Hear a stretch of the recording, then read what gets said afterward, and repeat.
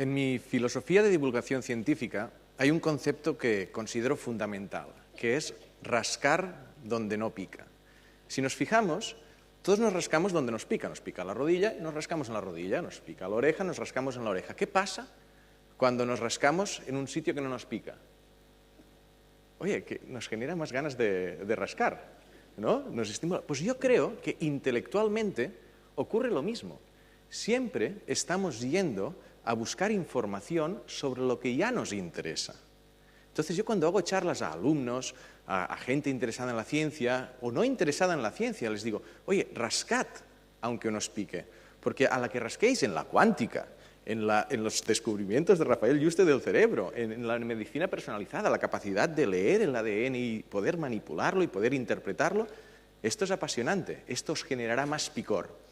Yo mismo intento aplicar constantemente el rascar donde no pica. Y una manera como lo hago es cuando voy a congresos de ciencia, por ejemplo, congresos de neurociencia, además de ir a las sesiones plenarias y atender a los descubrimientos más importantes que se están presentando, voy a las sesiones de pósters, donde hay gente que presenta pósters, y esto me ocurrió hace unos pocos años, con este póster. Me encuentro Maite y el póster, si leéis bien, dice: la estimulación clitoriana de las ratas induce la actividad de una proteína que se llama FOS en el cerebro. Y digo, Y digo, bueno, voy con mi badge y digo, Mrs. Parada, I'm a science journalist, soy un periodista científica, ¿usted estimula el clítoris de las ratas? Y me dice, yes I do, sí lo hago. Dice, ¿y cómo lo hace? Dice, con un pincel. Y digo, varias repeticiones seguidas, porque así es como copulan las ratas, y yo, interesante. Y ella intuyó la misma reacción que veo en vuestras caras, de cierta risa, ¿no? Y entonces se puso, oye, ¿qué pasa? Los científicos utilizamos ratas para investigar cualquier cosa. ¿Por qué no vamos a investigar la función sexual con ratas de laboratorio? De hecho, las ratas son muy interesantes, bueno, la sexualidad, las ratas y cualquier otro animal, ¿no? Pero dice, solo están interesadas, menos los hombres y algunos bonobos, solo están interesadas en reproducirse cuando están ovulando. ¿Cómo lo saben ellas que quieren tener sexo en esos momentos? Hay una química interna. Entonces yo lo que hago es darles diferentes combinaciones de estrógenos, de prolactina, de hormonas, de testosterona, y ver en qué condiciones sí que tienen deseo sexual. Y es una manera de encontrar las hormonas relacionadas con el deseo.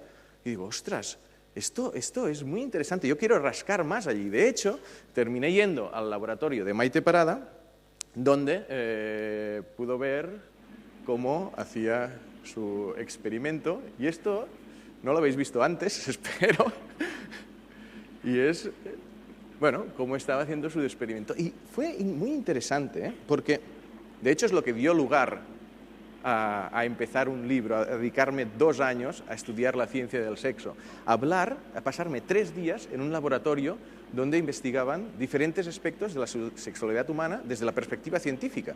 Y quizás yo tuve una reacción inicial como la de mucha gente, que es, ¿hay ciencia en el sexo?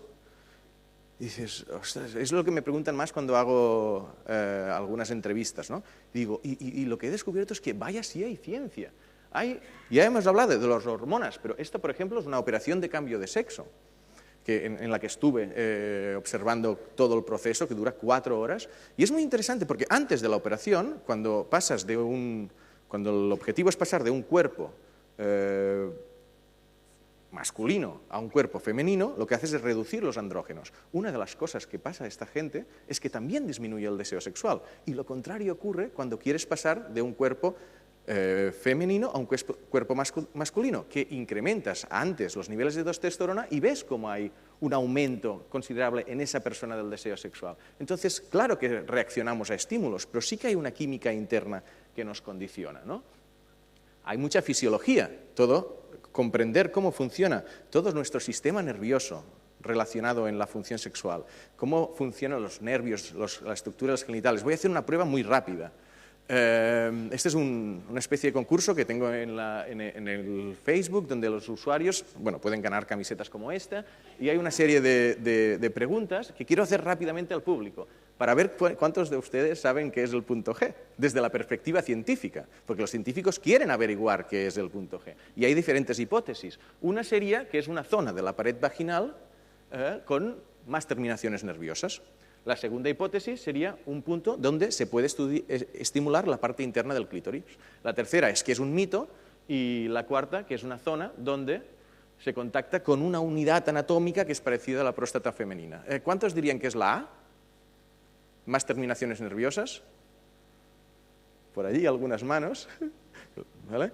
¿Cuántos dirían que es la B? Un punto donde se puede presionar el clítoris interno.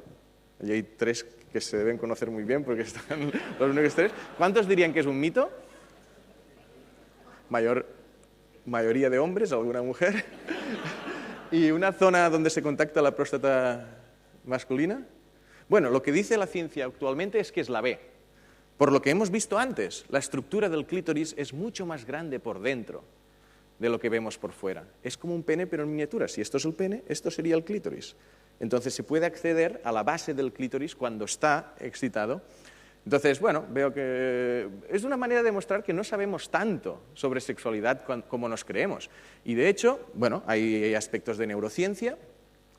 No me da tiempo a detallar este estudio, pero es mi propio cerebro participando en un estudio de escáneres de resonancia magnética funcional desde la excitación inicial al orgasmo. Como he dicho, no tengo tiempo de explicarlo, pero fui el primer hombre del mundo que tuvo un orgasmo debajo de un fMRI. ¿Merezco un aplauso, quizás? Pero bueno, me dio un poco de vergüenza, recuerdo cómo se lo explicó mi madre, pero bueno. En la parte psicológica del sexo, todo el aprendizaje, es que no podemos hablar solo de hormonas, todos somos aprendizaje, influencias socioculturales. Y una parte que me interesa mucho es el concepto irracional, porque nosotros pensamos siempre, estamos pensando que tomamos decisiones de manera racional y no nos damos cuenta de la importancia que tienen las emociones, los engaños del cerebro en nuestras decisiones. Y a mí me pasó, esto es en el Instituto Kinsey de la Indiana University, en honor de Alfred Kinsey, donde esta chica me dijo, te voy a hacer un experimento contigo.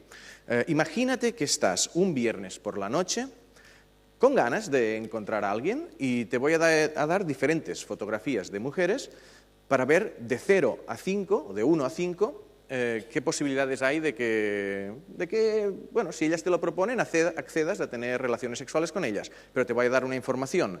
El número de parejas que ha tenido en los últimos 2 meses, parejas sexuales diferentes, y si utilizaba preservativo o no.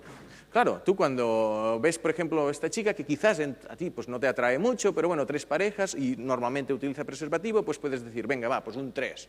Ves una que dices, bueno, 13 parejas diferentes y normalmente no utiliza preservativo, pues no, un 1. Y ves algunas que te gustan más y dices un 5, unas que te gustan menos. Sí, estás haciendo el experimento y de repente aparece esta que, ostras, no recuerdo si era esta exactamente, pero que te quedas allí pensando 11 parejas diferentes, normalmente no utiliza preservativo, y de repente en la pantalla dice, please answer, please answer. Te das cuenta cómo tú piensas, racionalmente, unos minutos antes pensabas, incapaz, pero cuando hay algún estímulo que afecta a las emociones, te hace dudar. Yo estaba pensando, seguro que elige muy bien a sus compañeros, o siendo tan guapa, seguro que puedes coger. Y dices, ostras, cómo las emociones en algo como el sexo nos influyen tantísimo y no nos damos cuenta. Toda la parte de medicina sexual. Un poco más, y release. Enorme. Un poco más y release. No hace falta escuchar el vídeo. Cada Por ejemplo, 2 esto segundos. es un congreso donde realmente, en el Congreso Mundial de Medicina Sexual, Cada que 2 estuve en segundos. Chicago, es impresionante. No, Es un aquí tema, no. también por la componente Así, multidisciplinar que hay. Después no es 10 un congreso donde segundos. se habla solo de una Escucha, perspectiva. sí. Hablan de Tú todas vas a a la vez. saber Es un que- tema que me gustaría convencerles de que realmente tiene mucha ciencia y es muy, muy, muy interesante. La parte sociológica, imprescindible. O sea, gente estudiando, oye, están cambiando las costumbres sexuales. Yo recuerdo una anécdota, cuando a principios de los 80 apareció el SIDA y las autoridades estadounidenses fueron a hablar con los sexólogos y dicen, oye, los homosexuales, qué comportamientos tienen, se utilizan preservativos, qué prácticas, y todo el mundo, no lo sabemos, nadie lo ha estudiado. Y es cuando pusieron mucho dinero en empezar a estudiar la sexualidad de los grupos. Entonces, hay temas de biología evolutiva, siempre exagerando con el peso de nuestros antepasados, desde luego. Hay tema de microbiología, voy un poco justo, voy a terminar hablando de esto y alguna cosa más. No sé si sabían, es una curiosidad, que los hombres circuncidados tienen bacterias diferentes en el glande que los no circuncidados. Los circuncidados tienen aeróbicas y los no circuncidados aeróbicas. Mira qué curiosidad, pero es que esto forma parte del Microbiome Project del NIH, que está financiando descubrir todas las bacterias, todos los microorganismos que habitan en nuestro cuerpo. Dices, ¿por qué no vas a utilizar también los genitales? Nos suena extraño, ¿no? Y no me da mucho tiempo a explicar muchas cosas más, pero sí que quería... Bueno, la última cosa, yo les quería explicar cómo ser multiorgásmico, ¿no? Pero, bueno, lástima que no me da tiempo. Solo un concepto. Solo un concepto. Eyaculación y orgasmo no es lo mismo. Claro que siempre parece que va unido, pero la eyaculación es la activación de unos músculos y el orgasmo es la activación de unos nervios. Los que hacen tantra saben distinguirlo. Entonces, les dejo con esta reflexión y si alguno quiere...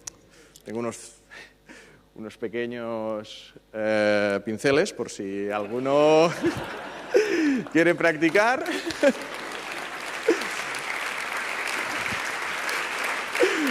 Bueno, me guardo por si alguien quiere pedirme específicamente después, pues yo me guardo algunos. Gracias.